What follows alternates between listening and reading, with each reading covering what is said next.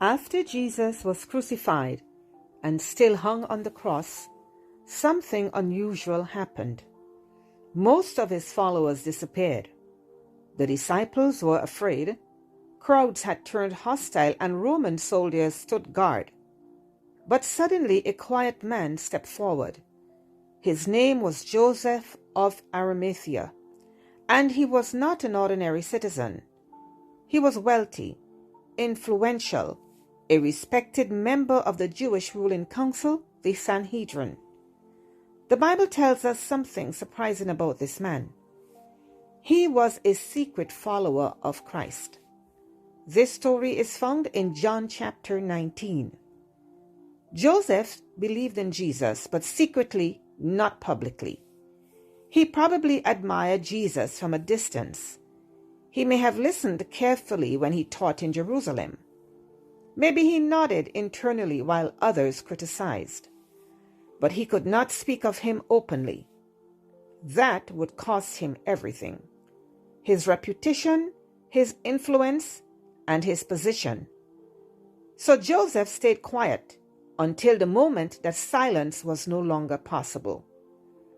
When Jesus died, Joseph did something incredibly brave. He went directly to Pontius Pilate to ask for the body of Jesus. Imagine the conversation.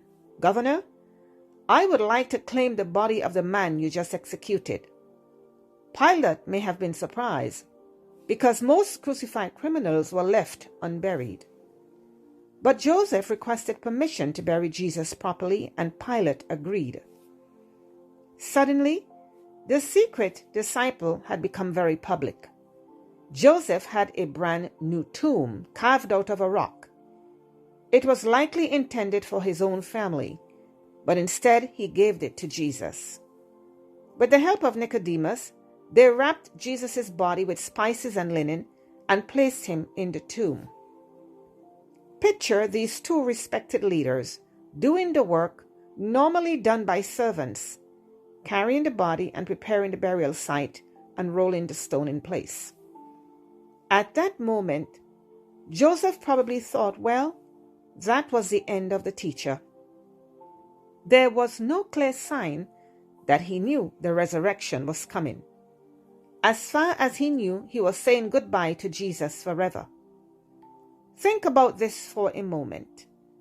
Joseph placed Jesus in his own new tomb.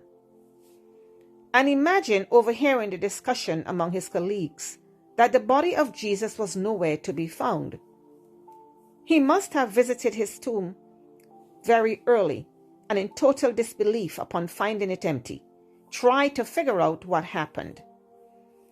But later on, the tomb Joseph provided became the setting for the greatest event in history. The resurrection and the empty tomb became proof that death had been finally defeated. Joseph's quiet act of courage became part of the story that changed the world. The Bible doesn't say much about him after the resurrection, but early Christian tradition tells fascinating stories. Some historical accounts suggested that Joseph became a fierce defender of the faith and later traveled west to Europe, where he may have helped to introduce Christianity to that region. One thing is clear: Joseph's role in the burial of Jesus made him unforgettable in Christian history. Beloved, the story of Joseph represents many people today. Those who believe in God but quietly. People who admire Jesus but hesitate to stand up publicly. Sometimes faith stays hidden because of fear, because of criticism or pressure from others. But there comes a time when belief must become action. Joseph waited until the darkest moment to step forward, and his courage made a difference. He thought he was simply providing a burial, but his tomb became the stage for the resurrection story. Sometimes a single act of obedience becomes part of something far greater than you can imagine. It teaches us something that is very powerful. Faith doesn't always start boldly.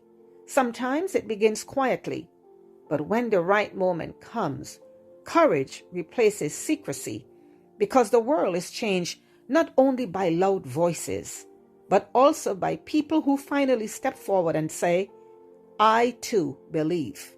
Amen. Thank you for watching till the end.